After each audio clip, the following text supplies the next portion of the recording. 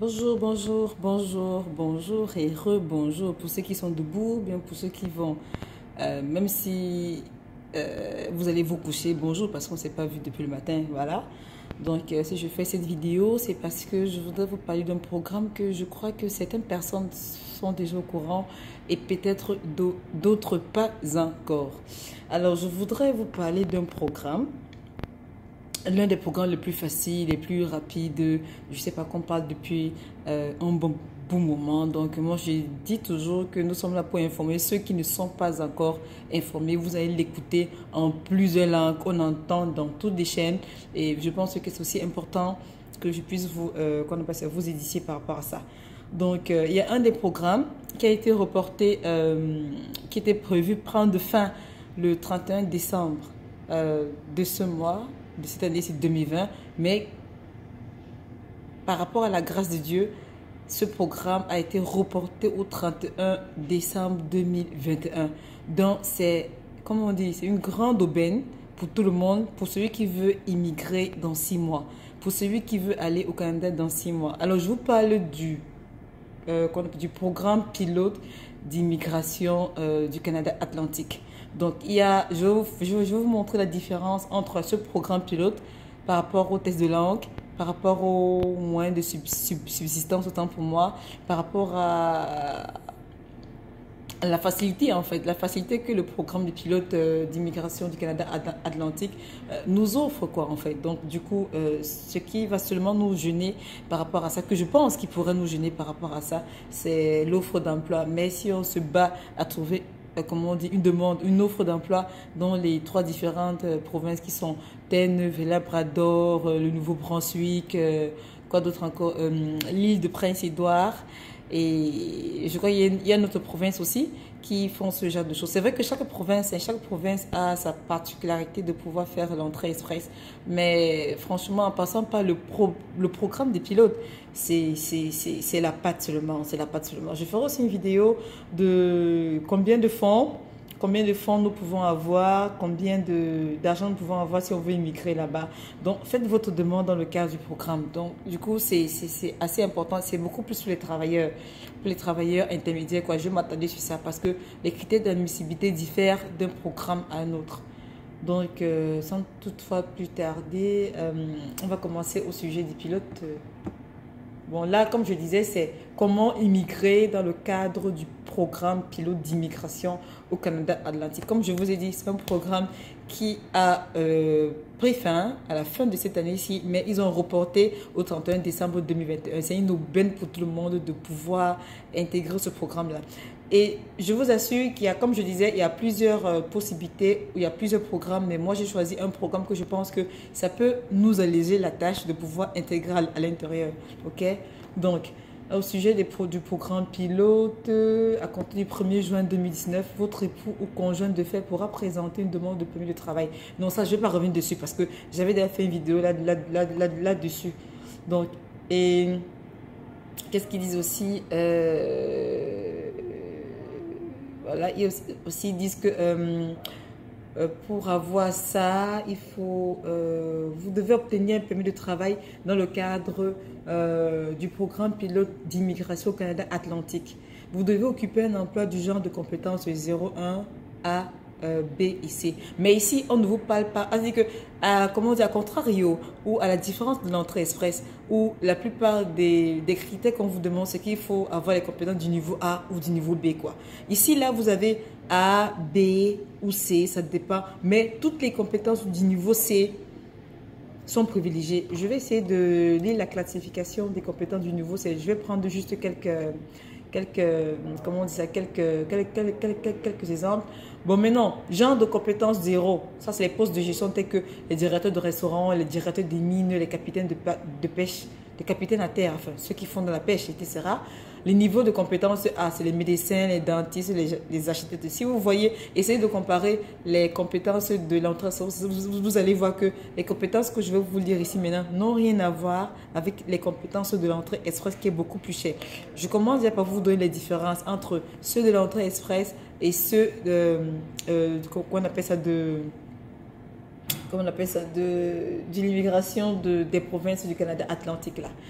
Il y a aussi quoi? J'ai parlé des niveaux de compétences. Et les niveaux de compétences aussi B, ça c'est les emplois techniques ou spécialisés qui requièrent généralement un diplôme, un diplôme collégial ou une formation d'apprenti tels que les chefs, les électriciens, les plombiers et, et tout ce que vous connaissez en fait. Maintenant, les niveaux de compétences, c'est vous avez les postes intermédiaires qui requièrent généralement un diplôme d'études secondaires ou une formation en milieu de travail tels que les bouchers, les conducteurs, les grands routiers, les serveurs de boissons. Et il y en a. Je vais vous lire la suite.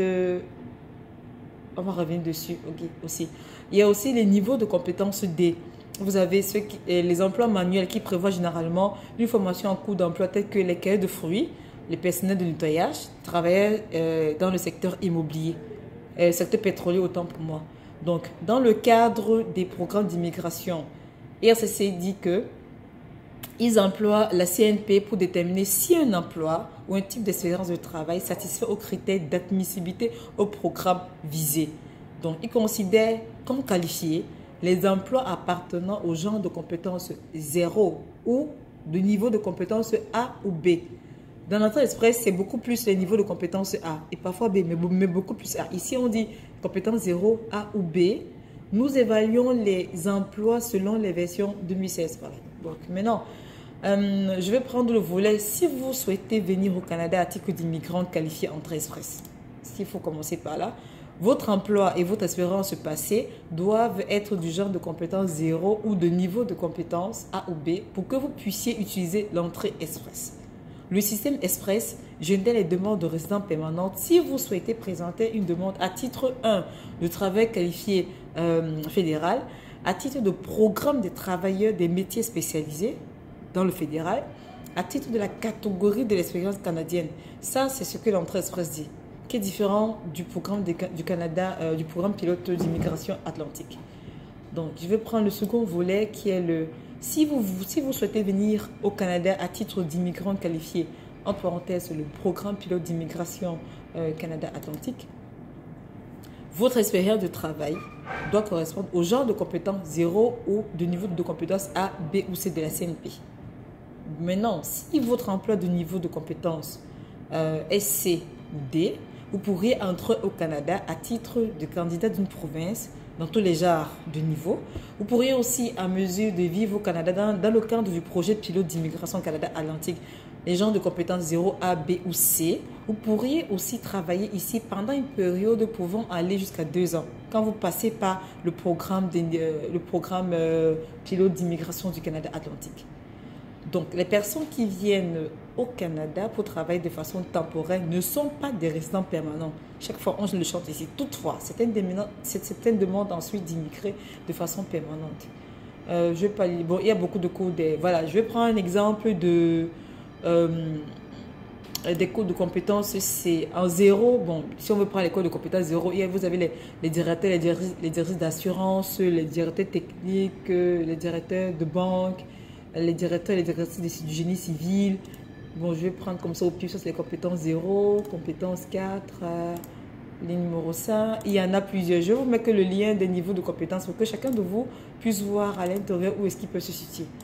Donc, si je prends l'exemple, par exemple, le genre de niveau de compétence C, vous avez les employés de soutien de bureau, les généraux employés de soutien de bureau général, vous avez les réceptionnistes, vous avez les commis de service du personnel, les commis de service judiciaire, les commis à la saisie, les opérateurs ou les opératrices d'équipement d'éthique et de personnel assimilés, vous avez les commis à la comptabilité et des personnes assimilées, vous avez les administrateurs ou administratifs de la paie, vous avez commis de banque, les assurances, les services financiers, vous avez les agents de recouvrement.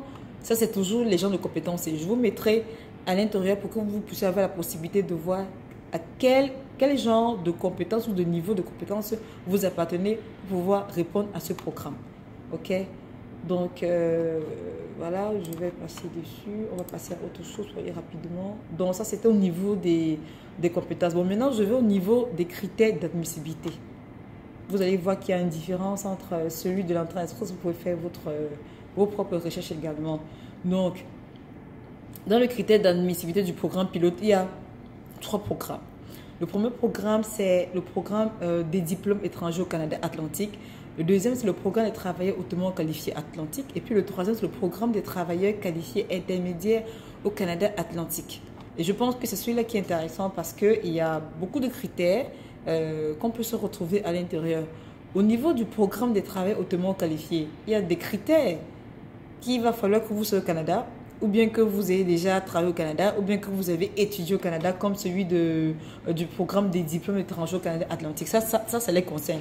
Vous qui n'êtes pas encore, mais qui n'avez jamais fréquenté au Canada, qui n'avez jamais demandé quelque chose par rapport au Canada, ceci vous concerne, ceci concerne beaucoup de personnes qui sont dans ces problèmes. Donc, je vais m'attarder beaucoup plus sur le programme des travailleurs qualifiés intermédiaires du Canada Atlantique. En général, il faut avoir occupé un emploi qui exige un diplôme d'études secondaires ou formation propre à l'emploi pendant au moins d'un an. Ok? Vous devez détenir au minimum un diplôme d'études secondaires canadien ou l'équivalent. Il faut passer un test de langue pour démontrer que vous avez communiqué en français ou en anglais et prouver que vous pouvez subvenir aux besoins de votre famille au Canada. En parlant des tests de langue, comparé au test de langue que l'entrée express demande de faire. L'entrée express demande que vous ayez le niveau 7 par exemple. Il faudrait que vous ayez un C1, un C2 à l'entrée express. Par contre, dans le nouveau programme du Canada Atlantique, on vous demande le minimum, c'est le niveau 4. En anglais, le niveau 4. En français, le niveau peut-être 5 ou bien vous avez le B. Non, mais ils ne sont pas trop compliqués, ils ne sont pas trop regardants par rapport au test de langue. C'est parce que je dis qu'il y a beaucoup de différence entre le test de langue de l'entrée express et le test de langue du Canada Atlantique. Et même au niveau des fonds, c'est différent. Donc, l'employeur doit également remplir certains critères. Donc, je vais essayer de vous dire les critères d'admissibilité pour le programme pilote d'immigration. Déterminer déjà si vous êtes admissible. Donc, ça veut dire qu'au niveau de votre expérience de travail, vous devez avoir au moins 1560 heures de travail dans les 3 dernières années à temps plein. Vous devez prouver que vous avez au moins 1500 heures de travail. Les emplois à temps partiel et à temps plein sont compris. Les heures doivent être cumulées dans le cadre d'une même profession ou d'un même métier, mais peuvent l'être après de différents employeurs. Ça veut dire que vous pouvez faire le même travail ou un même métier chez Société X, après vous allez chez Société Y, après vous allez chez Société Z, pouvez que vous ayez accompli les mêmes heures de travail en fait, en temps partiel ou en temps plein. Vous devez justifier ce genre de réponse en fait. Donc, les heures de travail doivent être rémunérées. Les heures de bénévolat ou de stage non rémunérées ne sont pas incluses dans le travail des 1560 heures. Ça n'a rien à voir. Les heures, le travail peut avoir été exercé au Canada ou ailleurs, ça dépend de vous. Vous devez avoir cumulé les heures au cours d'une période d'au moins 12 mois ou 1 an. Donc, toute période de travail autonome est exclue du calcul de l'expérience de travail admissible. Vous pouvez venir vous pouvez vous servir de votre expérience de travail pour être admissible au programme de travailleurs qualifiés intermédiaires en 2 manières différentes. Vous avez la première option, c'est quoi? C'est que vous avez l'expérience de travail au niveau de la compétence C. Je vous ai dit que pour la compétence C, vous pouvez aller voir dans la classification de la CNP, de là où vous vous trouvez. Et chacun de nous se retrouve à l'intérieur. Donc, le niveau de compétence C de la CNP est un type d'emploi qui nécessite généralement un diplôme d'études secondaires et une formation propre à l'emploi, notamment dans les cas suivants: les bouchers industriels, les conducteurs et les conductrices de grands routiers, les serveurs et les serveuses d'alimentation, etc. Tout à l'heure, j'ai essayé de vous citer une liste des emplois qu'on peut retrouver dans les CNP du genre de catégorie C. Maintenant, vous aussi pouvez chercher, parce qu'il n'y a pas que ce qui est cité là, il y a beaucoup d'autres qui sont cités à l'intérieur et vous avez la possibilité de vous retrouver à l'intérieur également.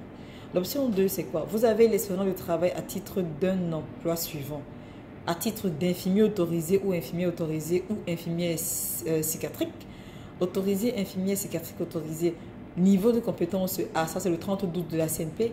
Titre d'infirmier auxiliaire, etc. Je vous mettrai le lien pour que vous ayez la possibilité de pouvoir lire à l'intérieur.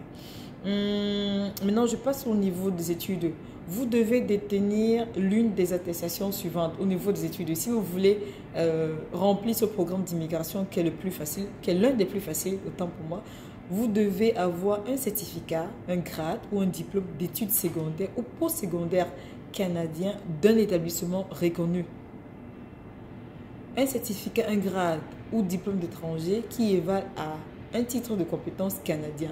Par exemple, si vous n'avez pas fait des études au Canada, mais vous avez fait évaluer vos diplômes par un des centres WES, ISES, ICAS et j'en passe, ça fait foi. Okay? Vous aurez besoin d'un rapport d'évaluation des diplômes DDE d'une organisation reconnue pour démontrer que votre titre est valide et équivalent à un titre canadien. Ça, c'est ce que je viens d'expliquer là. Si vous avez déjà un rapport DDE, très bien. Celui-ci doit dater d'au plus 5 ans au moment où nous recevons votre évidence de résidence. Si vous faites une évaluation DDE maintenant, sachez que c'est un maximum 5 ans. Passé les 5 ans là, vous allez faire une autre évaluation. Ok? Donc, ils disent ici à l'intérieur que si votre évaluation a moins de 5 ans, c'est bon. Si votre évaluation a plus de 5 ans, ne rêvez même pas, vous n'êtes même pas admissible. Si votre évaluation est de 0 à 5 ans, par exemple, vous avez fait ça je sais pas, en 80 combien là, et en 2020, aujourd'hui, ça fait 5 ans, c'est valable. Mais passé ça, ce n'est plus valable. Les tests de langue. Ça, pour l'étude des évaluations, c'est capital, tout le monde doit l'avoir. Même dans Entrée Express, il faut l'avoir. Au niveau des tests de langue, vous devez passer l'un des tests de langue que IRCC va approuver, que le Canada Atlantique va approuver. Ce test démontrera que vous maîtrisez assez bien le français ou l'anglais pour vivre et travailler au Canada. Vous pouvez faire soit le français, soit l'anglais.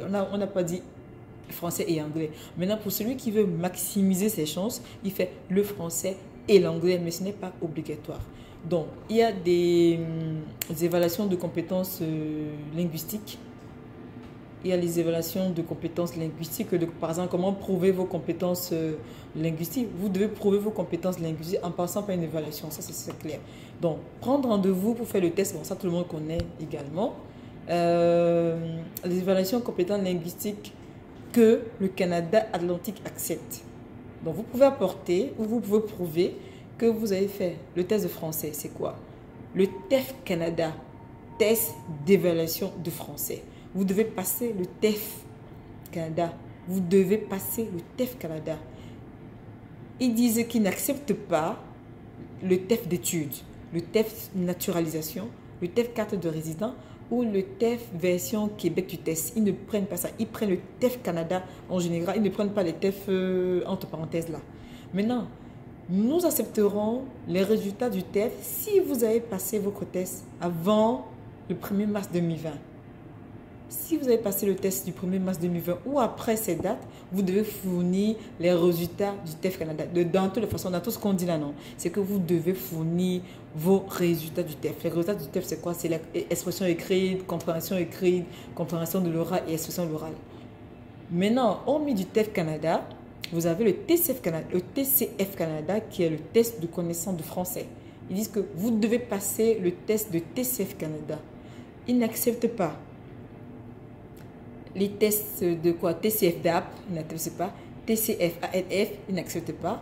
TCF carte de résidence, ils n'acceptent pas. Et les versions du Québec test. Donc tout ce qui est TCF, entre parenthèses, ils acceptent le TCF Canada, le TEF Canada. Les TEF qui sont et les TCF qui sont à l'intérieur là, ils ne le prennent pas.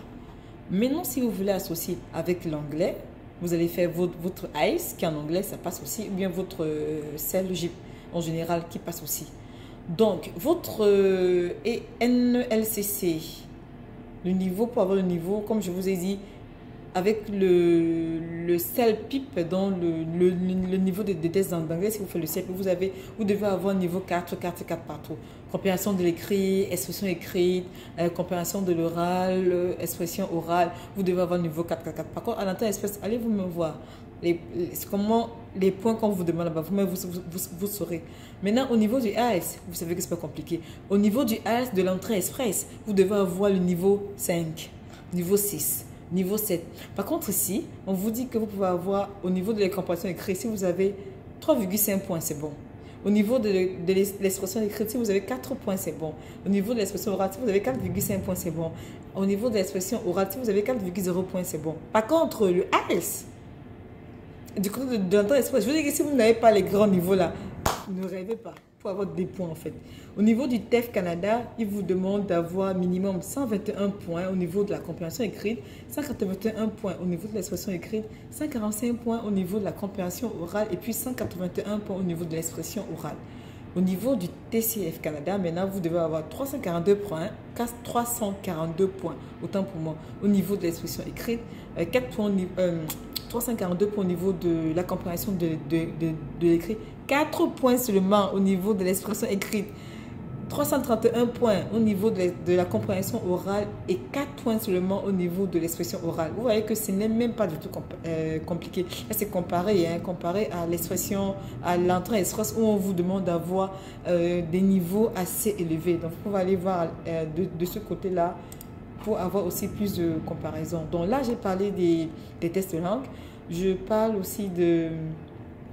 Donc, il disait aussi que si vous avez passé l'un des tests approuvés, vous pouvez envoyer vos résultats à condition qu'ils datent de moins de 2 ans. Oui, parce que les tests de langue sont uniquement de 2 ans. Si vous faites les tests de langue en 2018, c'est valable pour 2019-2020.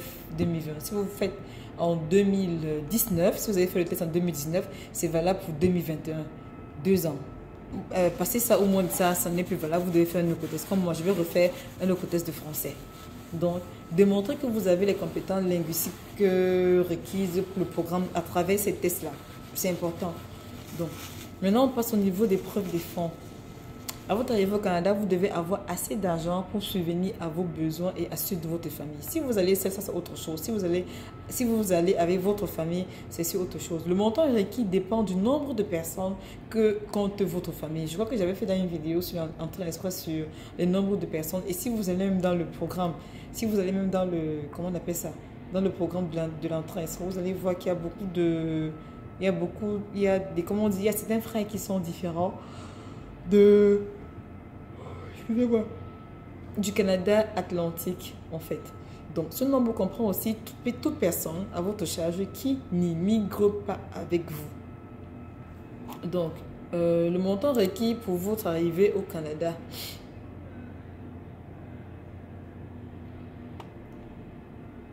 Le montant requis pour votre arrivée au Canada. Quand on parle de montant requis, hein, c'est beaucoup plus la preuve de fonds.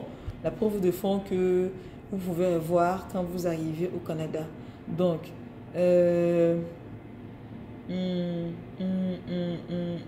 vous devez avoir la preuve que vous avez assez d'argent pour subvenir à vos besoins et ceux de votre famille à votre arrivée au Canada, sauf si vous travaillez au Canada en vertu d'un permis de travail valide.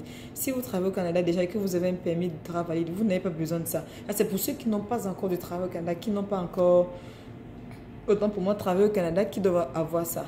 Donc, vous devez joindre une preuve de possession de fonds suffisants à la demande d'immigration que vous présentez au Bureau canadien des visas dans votre pays d'origine. Ça, c'est à l'intérieur là-bas. À l'intérieur là-bas. Donc, la somme d'argent que vous aurez besoin pour subvenir aux besoins de votre famille est en fonction de la taille de celle-ci, comme je l'ai dit tout à l'heure. Donc, si vous êtes seul, vous devez préparer 3 240 $.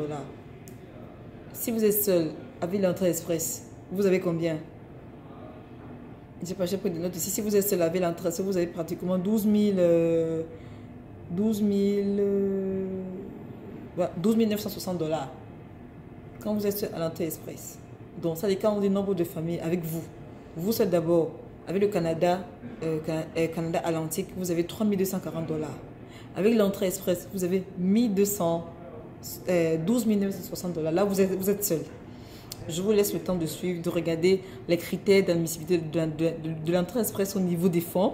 Et là, je vous donne les critères d'admissibilité du Canada Atlantique avec des fonds. Donc, comme j'ai dit, quand vous êtes seul, vous payez 3 240 $. Si vous êtes deux, vous payez 4 034 $. Si vous êtes trois, donc ça veut dire que si vous venez avec 3 personnes, vous payez 4 959 $. Si vous êtes 4, vous payez 6 021 $. Si vous êtes 5, vous payez 6 829 $. Si vous êtes 6, vous payez 7 702 $. Si vous êtes 7 ou plus, vous payez 8 575 $. Je voudrais aussi apporter une précision. Ok? Je voudrais aussi apporter une précision, c'est que quand vous payez ces frais-là, il n'y a pas que ces frais à payer. J'ai pris une note quelque part où j'ai lu encore dans IRCC.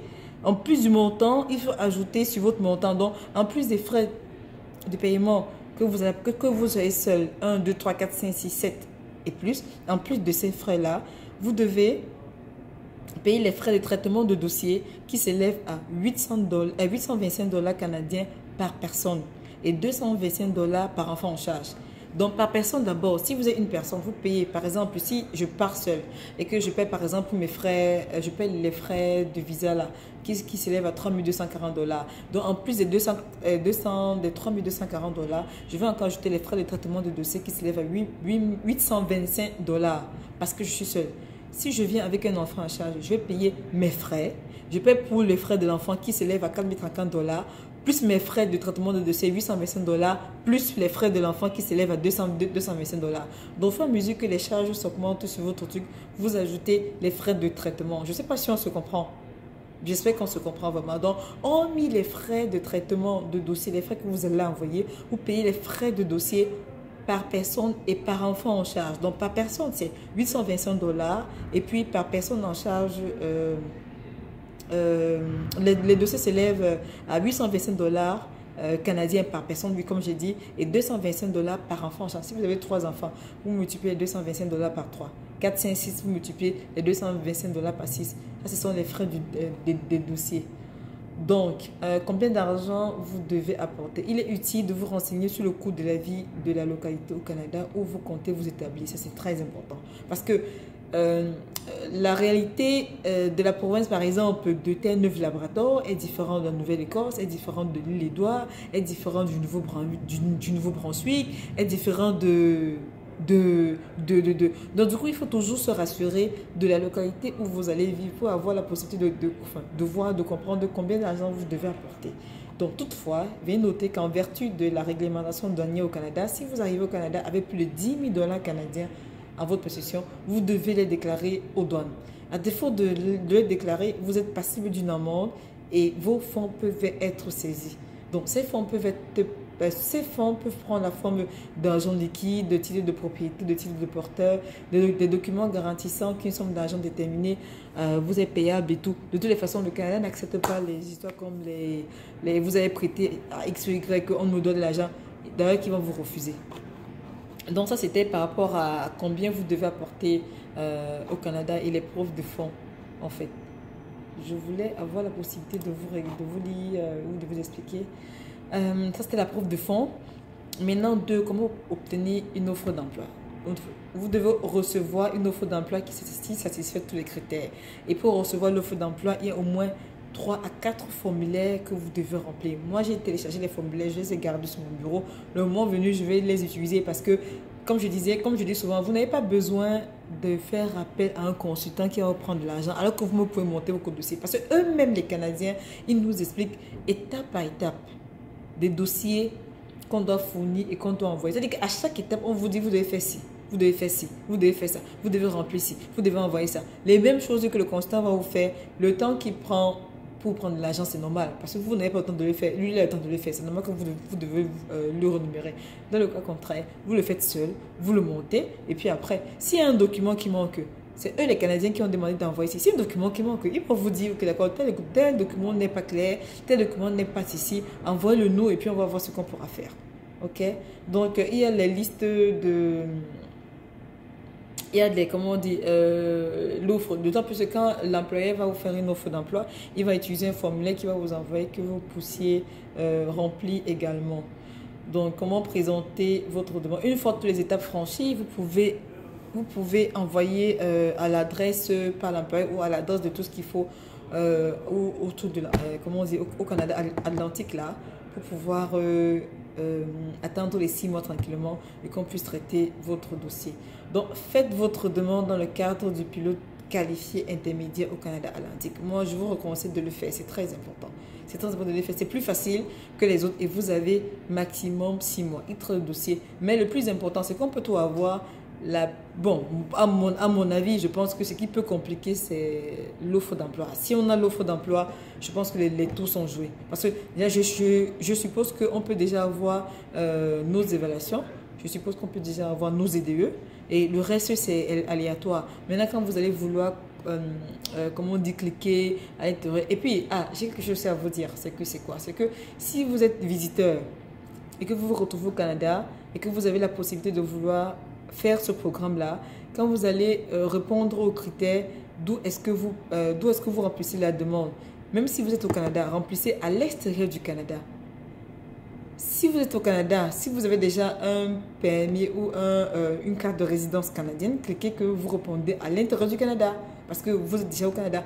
Même si vous êtes visiteur et que vous venez d'arriver maintenant là et que vous voulez remplir à ce candidat, à ce programme du Canada Atlantique, quand vous n'êtes pas encore résident canadien, quand vous allez, on va vous poser la question de savoir où est-ce que vous remplissez votre demande. Vous remplissez à l'extérieur du Canada et non à l'intérieur. Ceux qui répondent depuis l'intérieur du Canada et ceux qui ont dans la résidence permanente ou un permis de travail. Tout dépend. Donc, c'est l'information que je voulais partager avec vous. Et voilà, je peux passer à autre chose maintenant pour vous montrer la suite. Merci.